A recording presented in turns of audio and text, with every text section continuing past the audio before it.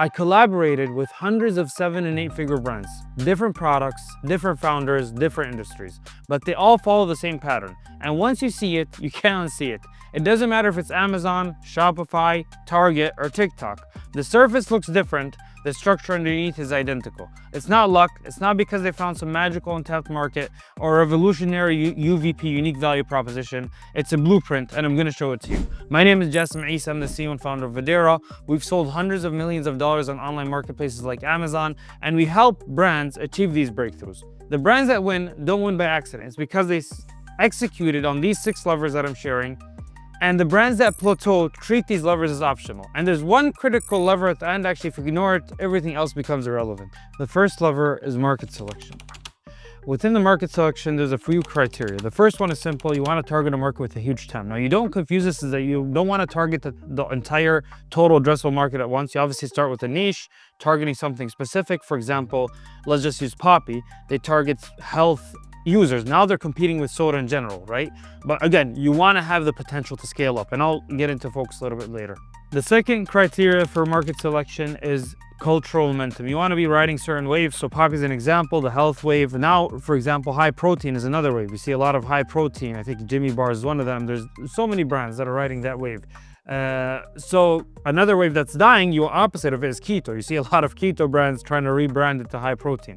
So you want to see what the current cultural momentum, you want to ride that trend. And then even once you establish that trend, you solidify yourself as the kind of the go-to option because you have a brand recognition, but you can ride that ascension basically to the top. The third one is to be in a recurring type of basically product. So you could think of all the supplement, all the brands, even all the stuff that's consumables per se. A lot of times those are much easier to scale. You establish with a certain customer, they're coming back and they continue to buy from you versus, let's say, a mattress brand, right? They're buying it today, they're gonna need another 8 years. So that customer might forget by the next time they need it. Yeah, there might be word of mouth. Some people, even then, like, no one's gonna sleep on your house mattress and try it out. So it's a little bit tougher to scale. That takes a longer time. But recurring, if someone needs something every month or every week, you get that customer as long as the product's good. You keep getting him, but then they use it a lot, other people see it, so it creates a stronger ripple effect. But again, other people seeing it, examples, clothing brands, comfort. Everyone sees you wearing something, oh, what's that? It's cool. What is this? So it's not necessarily a recurring purchase, but it's easier to spread because it's a higher, it's more seen per se. So it's kind of a subset of this one. It's kind of word of mouth spreading. And the fourth section is being SKU light. So you don't have to enter with a lot of SKUs. So this is the issue with clothing, is there's so much colors, sizes, etc. The variation becomes heavy. So it's less of an attractive market. You see less brands scaling to the top. Usually the brands that scale have very few SKUs because it's lighter on ops, lighter on a lot of things. So it's easier to scale it, easier to market, easier to focus on that stuff. And again, I have an entire section for focus that's very important that I want to highlight a few things within it. But being able to be SKU light in your market or category. So we said the opposite of that is like anything with shoes or clothes because there's so many sizes, variations, etc. But then supplements is very basic. You maybe have a few case packs, but it's still the same product. So you're still understanding it very well. And Groons is an example of this. A lot of supplements, Bloom is another one, obviously. A lot of supplement brands that exploded lately are within this criteria. The fifth criteria is very important, is to be small and light. So a very important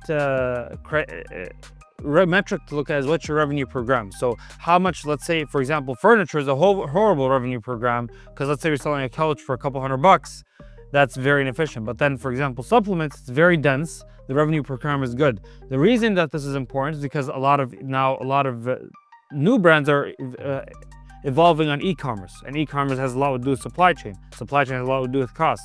So you have to think about what's the revenue per gram, and the higher the revenue per gram, the easier it is to scale, the healthier, and again, I'll get to as the unit economics are.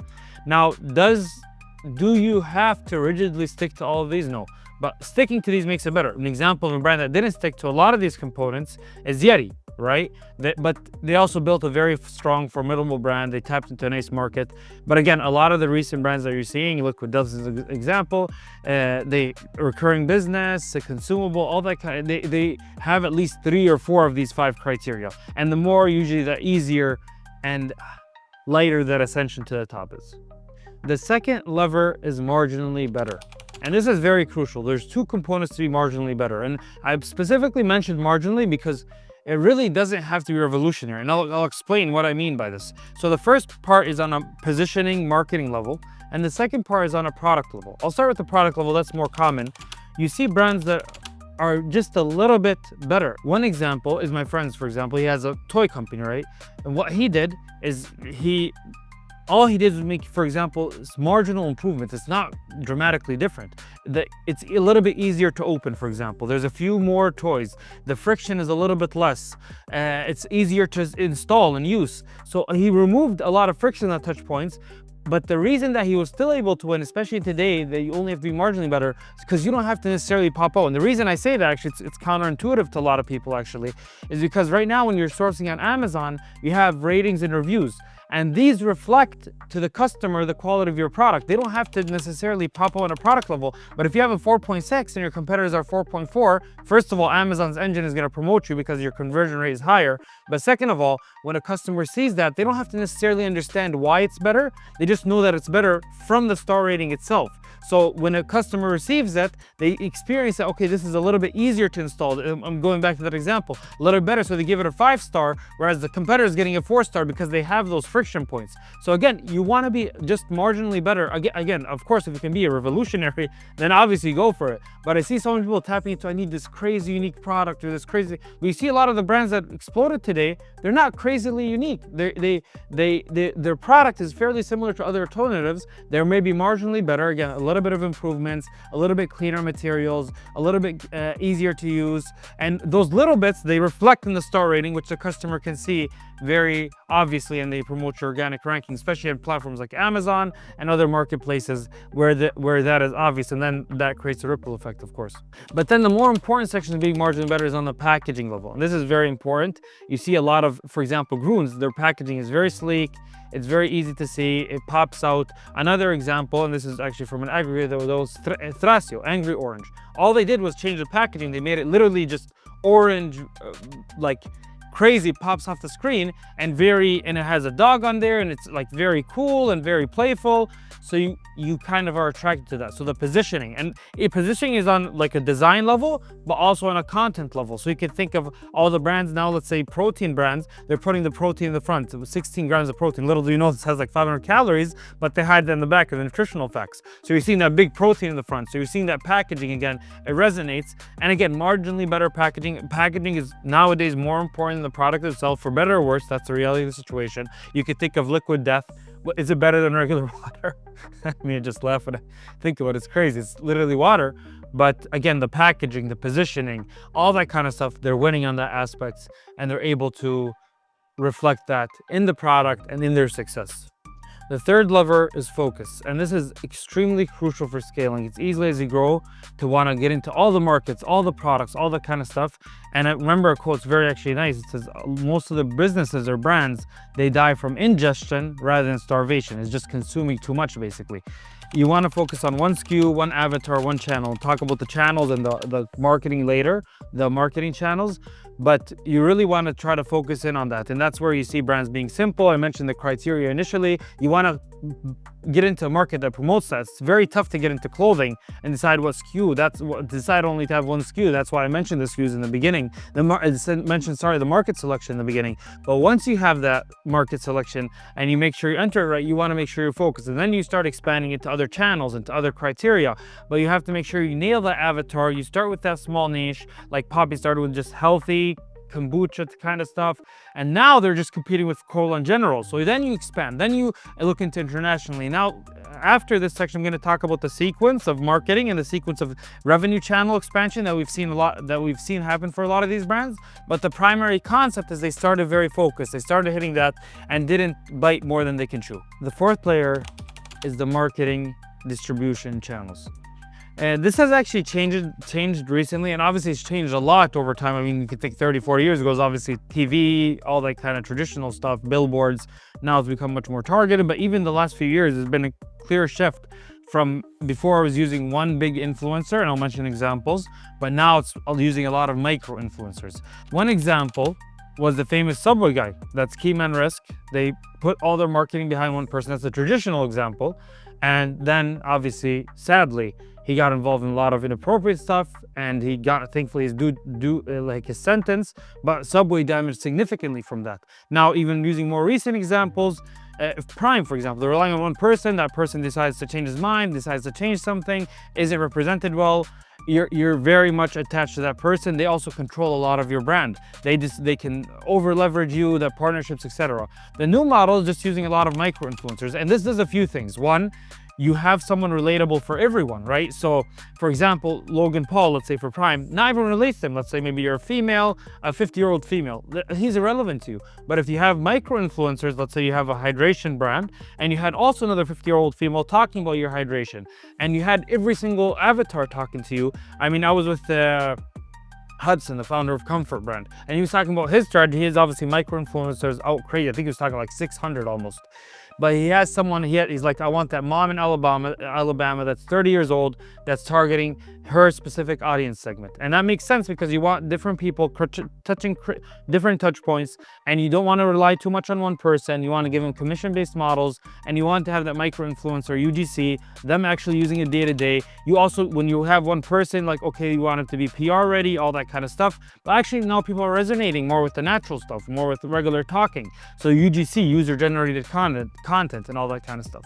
So definitely that's what we're seeing, is starting off with a lot of micro influencers, seeding, all that kind of stuff, and then expanding beyond that. Obviously Meta is one of the most potent currently marketing channels there is. Amazon is still the most efficient, most effective that we've seen, but it's more demand capture. Obviously it's a little bit different, but again, that each one serves its own purpose. But usually starting with Meta and influencers have been the most potent marketing channels starting for these brands, and especially on the rise. And then obviously you get into Google and other stuff that's more wider, but that's where we see it start. The fifth layer is channel expansion order. So a lot of the brands that we see are starting with D2C. This does a few things. One, you're closer to your customer, you contact them, you can see what they're doing, you can get their contact information, speak to them directly, get immediate product feedback, understand everything directly, control the process, control the shipping process, even hand raise stuff.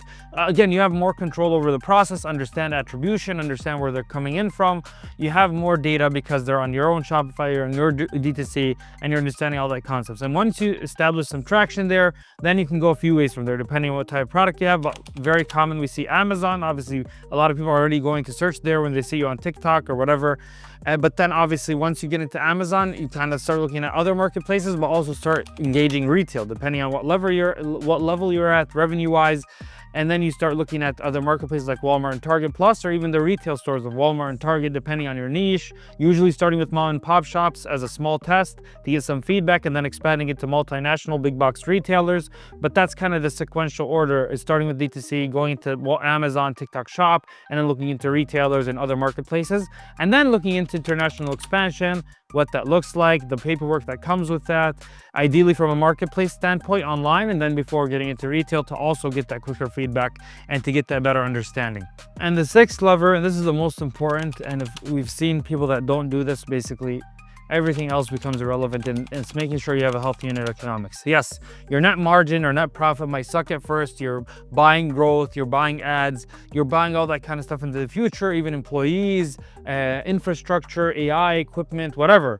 But your unit economics has to be healthy. It has to make sense. Otherwise, everything is irrelevant. I mean, we've seen this with brands that, because their unit economic can't make sense, again, because the market selection revenue per gram is low, they haven't been able to expand to certain channels. For example, Poppy, you're not seeing it very strong on Amazon, even though it's a huge brand.